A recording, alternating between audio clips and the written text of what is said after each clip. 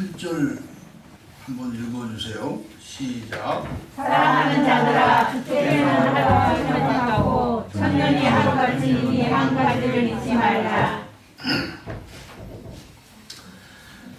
하루가 천년 같고 천년이 하루 같은 이 한 가지를 잊지 말라. 베드로 사도 이 말씀은 많은 사람들이 이 말씀을 어떻게 보냐 하면은 우리의 천년은 하나님께서 하루와 같다. 또 하나님은 하루를 천년으로 늘릴 수도 있고 천년을 하루로 줄일 수도 있다. 이렇게 이 말씀을 잘못 알고 있는 그런 것입니다. 베드로 사도께서 이 말씀을 여기 기록한 것은 성경 해석법을 잊지 말라는 그런 말씀입니다. 성경은 꿈이나 환상이나 이런 것이 아니고 성경은 현실이며 실상입니다. 창세기의 하루가 요한계시록에서는 천년이고 이틀이 2000년입니다. 창세기는 천년을 하루로 축소해서 쓴 글입니다.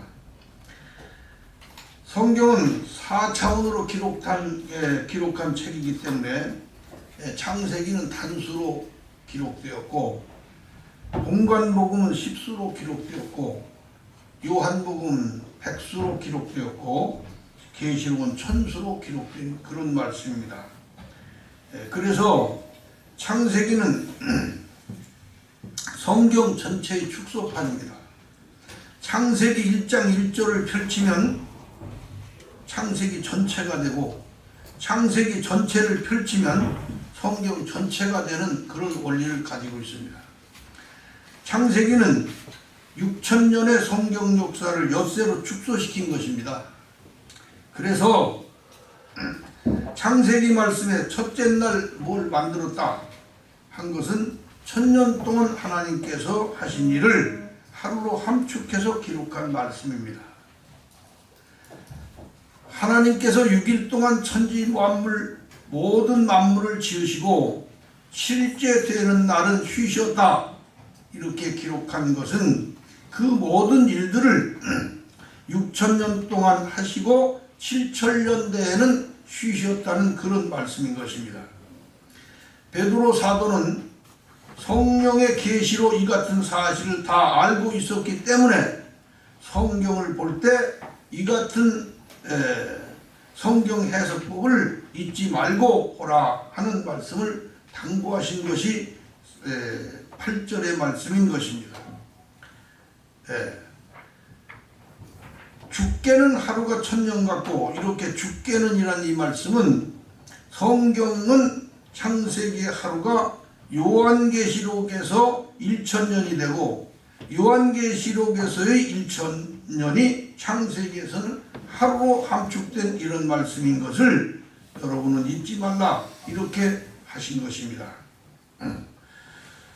9절 한번 같이 읽어주세요. 시작. 주의 약속은 어떤 이에 더디다고 생각하는 것 같이 더딘 것이 아니라 오직 너희를 대하여 오래 참으사 아무도 멸망치 않고 다 회개하기에 이르기를 원하시느니라. 주의 약속이 어떤 이에 더디다고 생각하는 것 같이 더딘 것이 아니라 주의 약속이라고 한 이 말씀은 성경에 기록된 약속의 말씀들이 그런 뜻입니다. 성경에 기록된 약속의 말씀들이 어떤 이의 더디다고 생각하는 것은 사실 더딘 것이 아니고 성경을 잘못 해석한 때문이다. 그래서 40일이라 기록된 성경을 문자 그대로 40일로 보아서는 안 된다는 것이 성경의 말씀입니다. 그것은 성경 차원에 따라서 40년으로 해석해야 하는데 문자대로 40일로 알고 기다린다면 40일이라고 해놓고 10년을 기다려도 20년을 기다려도 이루어지지 않는다 이렇게 생각할 수 있기 때문이다 그런 얘기예요. 그래서 베드로후서 3장 16절에는 무식한 자들과 굳세지 못한 자들이 성경 말씀을 환상이나 문자로만 보고 쉽게 단정짓는 무식한 판단, 왜곡된 해석으로 억지로 풀다가 스스로 파멸을 불러들이는 그런 것이다. 그렇게 말씀한 것입니다. 굳세지 못한 자들, 무식한 자들, 굳세지 못하는 것, 쉽게 흔들린다는 그런 얘기입니다. 그래서 하나님께서는 모든 사람을 구원하시려고 하루를 천년으로 연장시키고 이렇게 하는 것이다. 이렇게 해석해서는 안 된다는 얘기입니다. 하나님께서는 모든 사람을 구원하기 위해서 하루를 천년으로 연장시키는 그런 것이 아니다. 그런 얘기예요. 10절에서 13절까지 한번 쭉 읽어주세요. 시작. 그러나 주의 날이 이것같이 오니 그날에는 하늘이 큰 소리로 떠나가고 체질이 뜨거운 불에 풀어지고 땅과 그 중에 있는 모든 일이 드러나리로다. 이 모든 것이 이렇게 풀어지리니 너희가 어떠한 사람이 되어야 마땅하뇨. 거룩한 현실과 경건함으로 하나님의 날이 임하기를 바라보고 간절히 사모하라. 그날의 하늘이 불에 타서 풀어지고 체질이 뜨거운 불에 녹아지려니와 우리는 그의 약속대로 의에 거하는 바 새하늘과 새 땅을 바라보도다. 이 말씀을 읽으면 하늘이 불에 타서 풀어지고 체질이 뜨거운 불에 녹아지고 그런 가운데서 하나님의 약속이 새하늘과 새 땅으로 온다. 그런 뜻으로 해석하는, 이건 정말 어려운, 이걸 그 문자대로 보면은 참 이상한 얘기가 되지만 하나씩 풀어가면은 충분히 이해될 수가 있고 충분히 우리가 깨달을 수 있는 그런 말씀입니다. 우선 주의 날이 도적같이 오리니, 이 말씀은 도적이 오는 것은 날짜를 계산해서 맞이할 수가 없는 것처럼 하나님의 날, 주의 날이 도적같이 온다고 하는 것은, 이것은 무엇을 뜻하느냐? 날짜를 계산해서 오시는 것이 아니다. 그런 얘기입니다. 그날에는 이 말씀을 종말론자들은 오늘 이 시대를 그날이라고 이렇게 주장하는데, 이 말씀은 전부 초대교회 나그네들에게 말씀한 것입니다. 우선 이 지금 12절서 13절에 있는 이 말씀들은 전부 다 이사야서에 그대로 갖다가 쓴 얘기입니다. 이사야서 34장 4절에 보면 하늘의 만상이 사라지고 하늘들이 두루마리처럼 말리고 그 만상의 쇠자남이 포도나무 잎이 마른 같고 포도나무 잎이 마른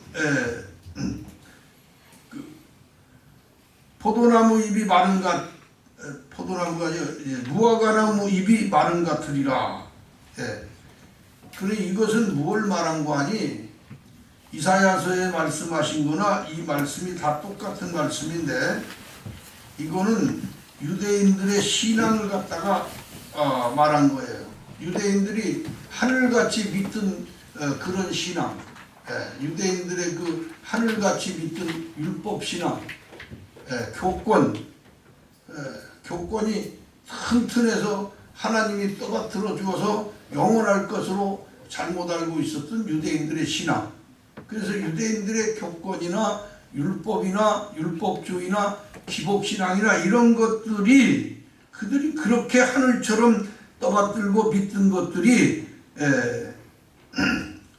그 다 불에 타서 없어지듯이 뜨거운 체질에 녹아져서, 다시 말하면 그런 모든 유대인들의 믿던 율법 신앙의 형태가 이런 것인데, 구약 성경 말씀 중 오늘날까지라고 기록한 이 말씀들은 말세라고 하는, 오늘까지 말세를 말한 것은 성경에서 다니엘에서 하나뿐입니다.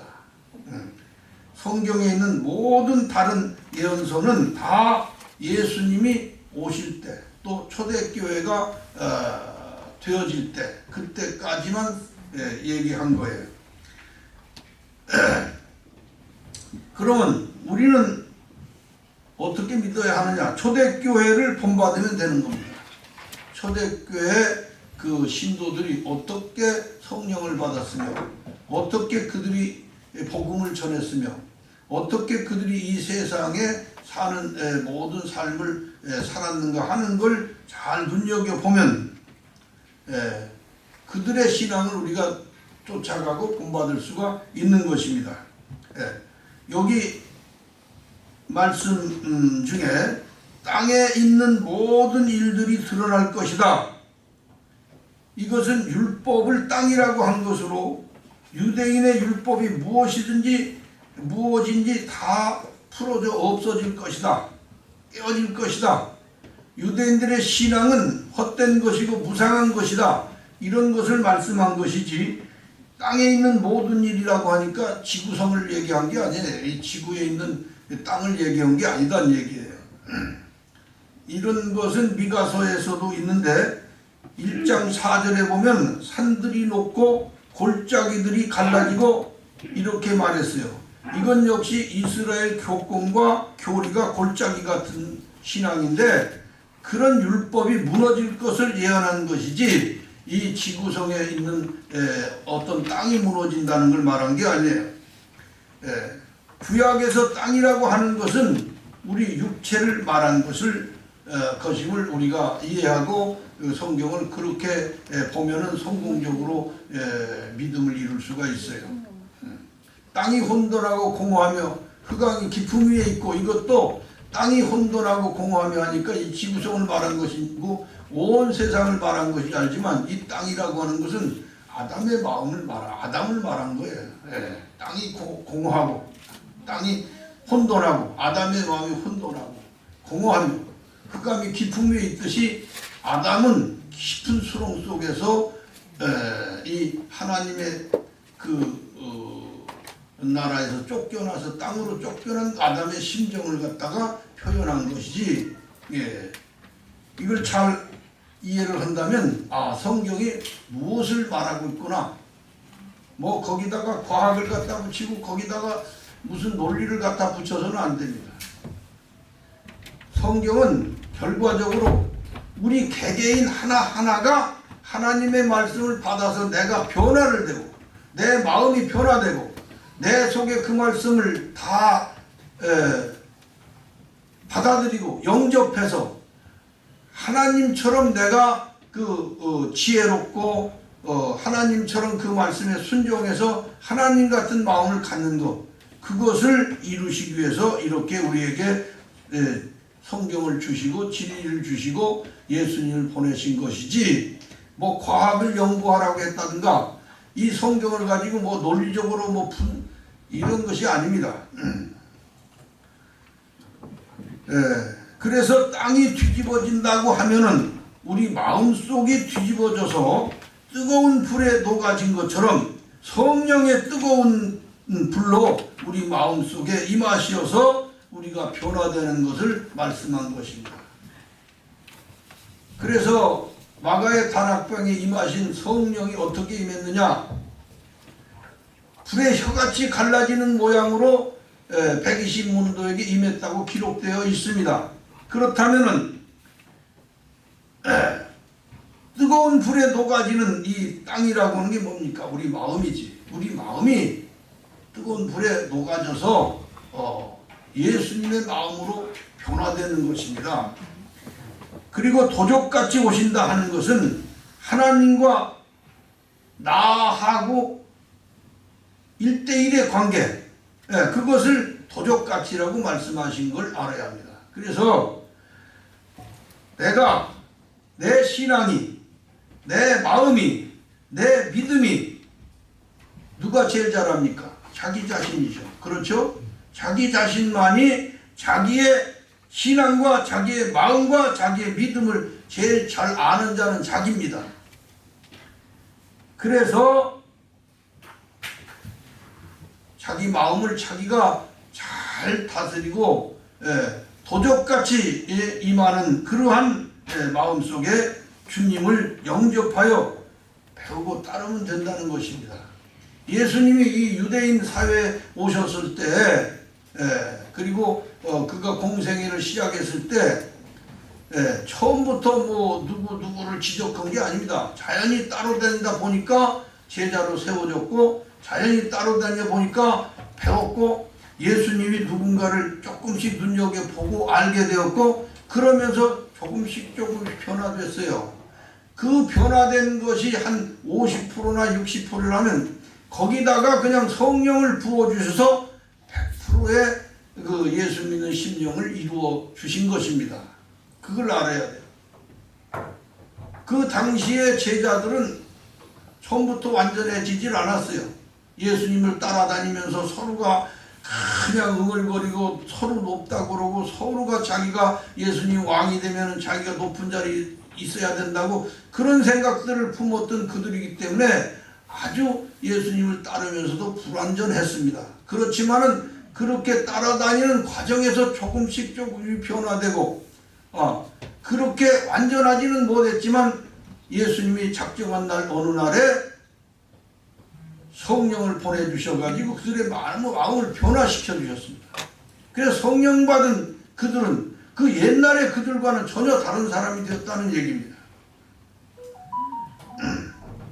그것을 그날이라고 얘기한 거예요. 그날 성경 말씀이 내 마음에 환상이 아니라 실상으로 이루어지는 그날, 그것을 그날이라고 했어요. 불에 타서 풀어지고 내 마음대로 믿던 이 사고방식, 이기적이던 마음, 내가 기도할 때도 얼마나 이기적으로 기도하고 예수 믿는 것도 얼마나 이기적으로 예수를 믿고 이러한 아주 모든 것을 이렇게 인간적이던 내 심령에 하나님의 영으로 인해서 창조되는 그날 이 약속대로 이 말은 성경 말씀대로 내 마음속에 새 하늘과 새 땅을 이루어지게 하시고 그걸 바라보게 하신다는 얘기예요. 우리가 예수 믿으면서 제일 중요한 게 뭡니까? 예수 본능으로 예수 마음으로 예수님의 심령으로 변했다면은 그것이 바로 천국입니다. 그것이 바로 하늘나라입니다. 천국이 어디냐고 예수님 분명히 말씀하시고 여기 있다 저기 있다 하지 말라. 천국은 바로 너희 심령에 있다고 그랬습니다. 너희 손 닿는 곳에 있다고 그랬어요. 아주 가까이. 내 마음을 예수님은 손 닿는 곳이라고 그렇게 지목해 주신 거예요. 그것이 바로 하늘나라지 우리가 죽어서 가는 하늘나라만 죽으면 영생 얻을 거다 이렇게 예수 믿으면 안 된다는 얘기예요. 영생은 내 마음이 변화되고 내가 하나님 나라가 정말 내 마음에 이루어지기를 원하는 그 마음 그 속에 영생이 있는 거예요. 살아있는 동안에 내 마음속에 있는 영생 이것을 확신해야 합니다. 지난주에도 얘기했지만 영생 얻은 사람이 완전하고 신선이 되는 게 아닙니다. 불완전하고 부족합니다. 그렇지만은 하나님이 함께 하시기 때문에 아주 하나님의 버림받을 그런 입장이 되지는 않게끔 하나님께서 함께 해주신다는 얘기입니다.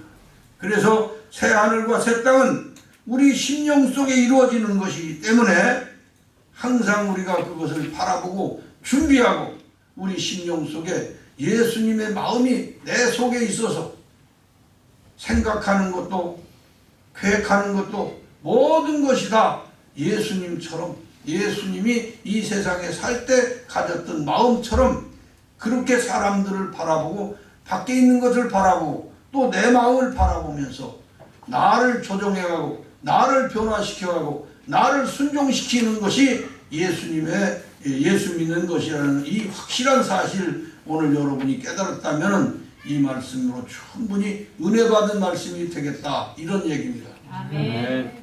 여기까지 말씀드리고 다음 주일로 이어가겠습니다.